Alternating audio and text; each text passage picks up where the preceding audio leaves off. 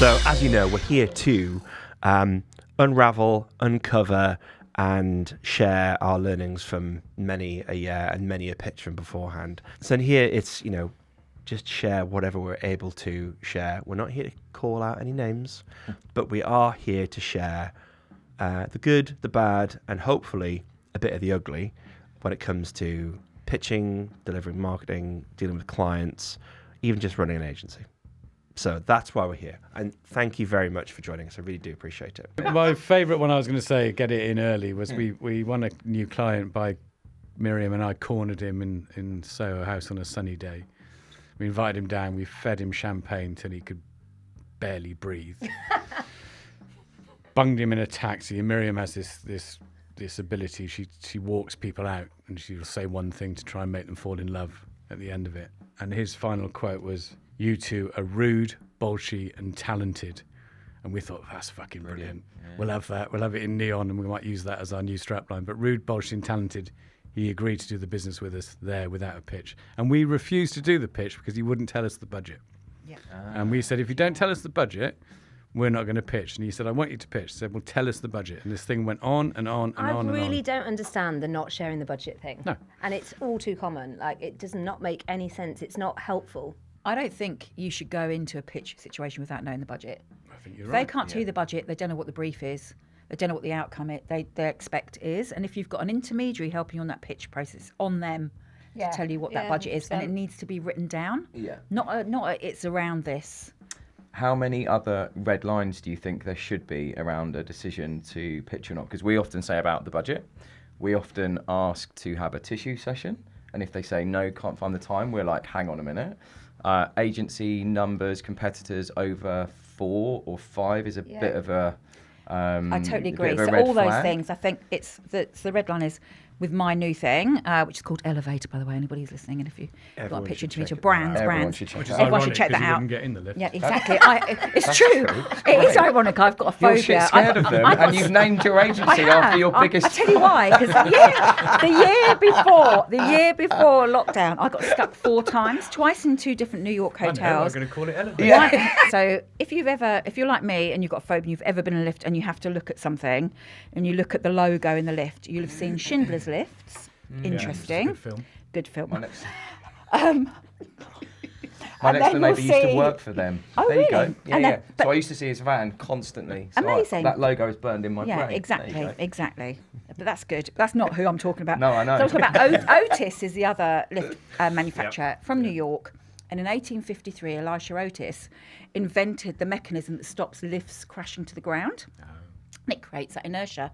Now, it's all very well inventing something, but you need someone to invest in it and you need some PR. So we hired a massive hall in New York, built a platform 3 stories high on a pulley system. He stood on this platform, got his assistant to cut the rope, and in front of all these investors, he fell, survived. And that is where the term the elevator pitch comes from. So it's literal. That's a real pitch. And my thing is that I don't think agencies need to kill themselves to prove a point in the pitch process. And back to your point on the red lines, I think there should only ever be 3 agencies. The intermediary should be good enough and know the landscape enough to curate the best possible list for that project. They can only do that if they really are understanding what the project is and that they know the budget as well, and that those people are prepared to work and do the work for the project. Interesting is he got his own pitch wrong, didn't he? Why? Because he went down rather than up, and elevators about going up. Yeah, but not dying is about falling down. Yeah. Yeah. I was going to say that it's a semi-serious point before we get into some of the horror stories, but I don't think as an industry we do ourselves any favours, right? I've read recently a number of LinkedIn posts from leaders and co-owners and founders and stuff that talks about pitch horror stories, right? And then they will say, but there were 2 or 3 of these red flags before we started the process and we still went for it. Yeah. And I'd be willing to bet, and look, I've done this, like we've done this, we've probably all done this around the table, right? And I'd be willing to bet it's part of the human psyche that you get to the next opportunity and you conveniently think this time will be different. I'm a Spurs fan. We've won 2 home games all year, and I still go to every home game thinking we're going to win this game. Yeah. And it's the same sort of mentality but it kind of around. But you've also got actually, the pressure. I'll ignore that bit. You've got we need stuff in the pipeline. We've got pressure that we have to hit these targets and all of that stuff, and that puts this pressure on. If we were to collectively, as an industry, go, 100%, no, that's what I'm trying trying to do. Go, no. Yeah, We actually, want. 100%. We I've actually. always thought I that. want to flip Yeah. it around from and I've seen nearly 100 agencies now, and probably a couple of them who are in a very lucky position where they're not desperate, but most agencies are absolutely desperate for new business. I want brands to be desperate to work with the best agencies in the UK and flip that paradigm. We can only do that if we all go, If we're all a bit no. stricter. How many people here have been paid for a pitch? Rarely. I Once. don't Yeah. think I've ever been paid. Rarely. I have, Yeah, once or twice. Yeah, I probably But 2 or 3 times, like 10, that's 15 respect grand. building. It kind of That's is, but it's 100%. also dangerous. There's a massive watch out. So it's becoming a bit more, people are doing it a bit more often. But somebody said to me, they've been in a pitch situation, they paid like 20 grand to do the pitch. For that 20 grand, that brand wanted 2 days of workshopping. And then they keep the IP on whatever you've done in those. So you think of it like that, what you're giving away. And the giving away thing is where I get really angry. Is we're value bit, right? in the value bit. So we're in that pitch process. We're giving away the work in the pitch, but we're also giving away our people's mental health, their time with their families or their loved ones or their hobbies or whatever it happens to be. Then it gets worse.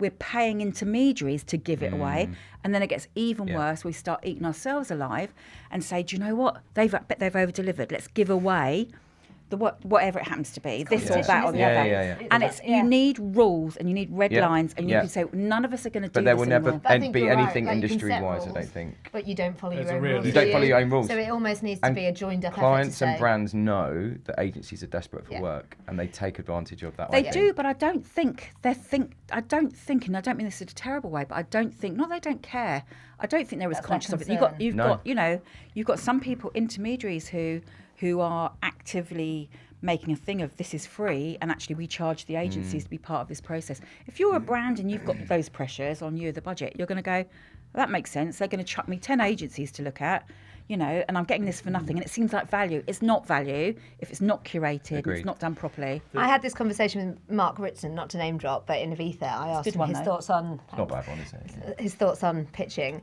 and he said the thing is, he said you can have as many rules as you like. He said, but at the end of the day, you'll say no because it doesn't tick your boxes. Somebody else will say yes. Yeah, He that's said, it. so Yeah, that's yeah. the that's Supply the and demand, like like, that's yeah. the problem It's we've got. defensive. Now, Adam, you, as you said, mostly don't pitch. No, we will pitch, but it depends if we can lead in. I mean, I won't do it on blind. I won't do an ROI.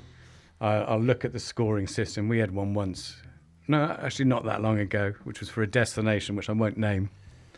And we looked at their scoring system, which I don't agree with either. You don't fucking score things. Everyone has Especially different when views. they actually physically sit there with a piece of paper marking Right. In front of you. Well, in front so of you. there's- It's so childish. Their scoring Oh, system, yeah. one So part I've of never it had was that experience. 6, Oh, have you not? No, that's I've had that a lot. 70% of the decision was going to be based on price, right?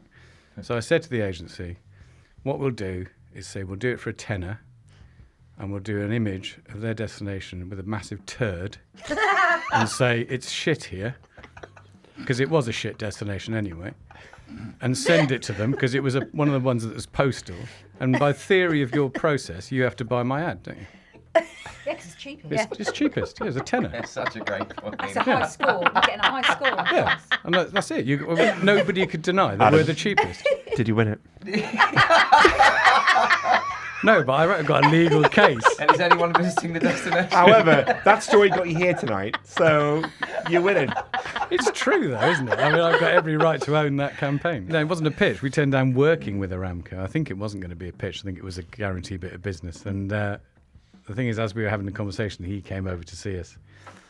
And it is Brighton. And someone was going out the window, and there was a Just Stop Oil protest happening outside our office. And banging, just so we had to pull the blinds down to Serendipity. not show Love him. that. But yeah, we didn't do that. I mean, we did consult it with everybody at the office to say it is an opportunity. It's pretty big. It's a good retainer. What do you think? Principles are hard Yeah, principles are because very you hard. go, we're not going to do oil, for example, or energy, but we might do something that the packaging's not great, or we might do fast food, or Yeah. it's really hard to be principled. What do they say? It's only a principle until it costs you something. Yes. Something like that, isn't it? Yeah. Which I totally agree. Because it's easy to have values. It's easy to have principles. It's harder to stick by them when it comes to the crunch, and you're like, we need to keep people in jobs. And also, we if need you're to not hit independent targets. too. I've been in a scenario where we absolutely wouldn't have worked with tobacco because it just was too divisive in the agency and we didn't need to. But then by virtue of not being independent anymore, that decision was taken out of our hands, and because it was part of the group, and we had to work on tobacco. And I think there's also, you can be democratic about it to a point of view, To and a point, ask the agency, let's vote. Look, there's a pitch come in. That's what we did. We're doing it, it's going to be on this, this, or this. Do you want to work at an agency that does that, or do you think, or are you thinking we are commercial?